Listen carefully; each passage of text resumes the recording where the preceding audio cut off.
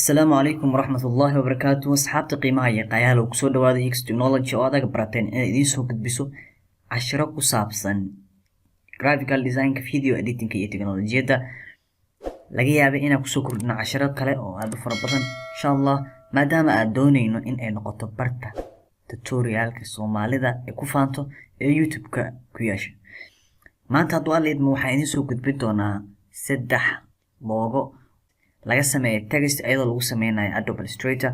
su'aalo nooga imaaday asxaabteena YouTube-ka ayay ahayd sidee loo sameeyaa logo adigoo isticmaalaya text ama erayo adigoo isticmaalaya.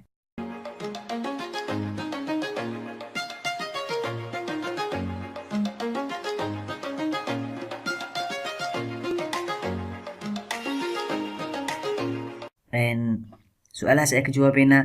cashirkan wuxuu ka kooban yahay ilaa iyo 3 logo waxaana ka kala dhigi doonaa ilaa iyo 3 cashir oo isku xiga. soo dhawaada.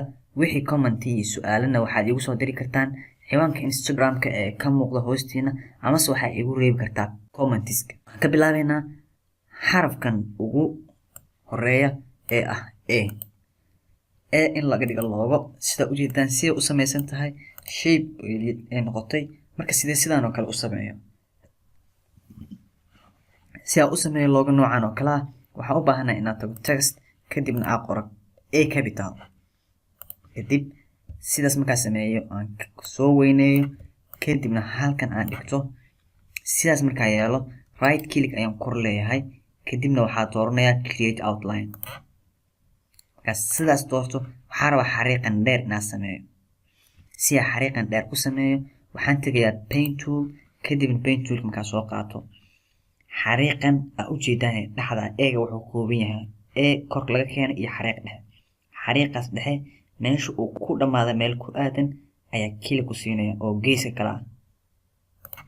kadib waxaan tagayaa abkaas kore meesha uu koreyso meel ku aadan oo geeskaas ah.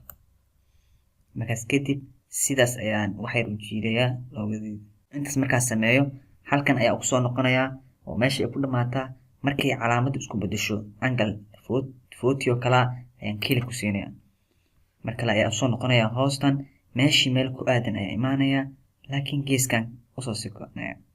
kadib click ayaa ku siinaya. markaas kadib in yar ayaan kor u qaadaya. inta markaas sameeyo waxa usoo noqonaya meeshii pointiga hadda uu ku dhamaaday kadibna angle-ka markuu isku bedelo 40 ayaa ku dhufanaya gees kale ayaa ku xiraya. inta markaas sameeyo usoo noqonaya highlight ayaa wada dhamaantood wada saaraya. waxaan tagayaa halkan window kadibna waxaan soo dooranayaa pathfinder. kadib qaybta midigeed ayaa tagayaa pathfinder ayaa kasoo dooranaya. highlight ayaa kusoo noqonaya pathfinder markaa saa usoo doorto halkan ayaa imaanaya meel ay ku qoran tahay divide. kadib divide ayaa leeyahay. markuu divide sameeyo mar kale waa uu imaanaya right click ayaa kor leeyahay waxaa dooranaya meesha ay ku qoran tahay ungroup. sidaas markaa sameeyo qaybtan kor ayaa ku dhufanaya. wuu kala qaadnay wuu qaybsamay. qaybta kor markaa sidaas ugu dhufto kor ayaa u sikinaya anoo isticmaalaya falaarta computerkayga. kor ayaa 1 2 ayaa kor ugu qaaday hal mar kale ku daraa 3. okay sidaas markaa sameeyo waxaan sameynayaa qaybtan hoose ayaa highlight gareynaya iyadana. qaybtan hoose dhamaantood ayaan highlight gareynaya anigoo isticmaalayo control hayo ayaa dhamaantood isku dardaraya. dhehe shift anigoo hayo ayaa dhamaantood isku daraya. kadib waxaan qaybtan ay ku jiraan toolbar-kan ayaa tagayaa. waxaan dooranayaa meesha ay ku qoran tahay shape builder. shape builder-kaas markaa soo doorto shape builder-ka wuxuu qabtaa waxaa qaybsan hadda shape-ka oo waxaa qaybsan eega qayb weeyaan. qaybahaas ayuu isku daraa. marka qaybtan iyo qaybtan uu isku daraya. shaqada ugu weyn oo uu qabto waa qayb sidaas inuu sidaas isku daro. okay kadib usoo noqo qaybtan hoose iyo qaybtan sare ayay noqotay. qaybtan sare ayaa color rabaa inaan ka bedelo.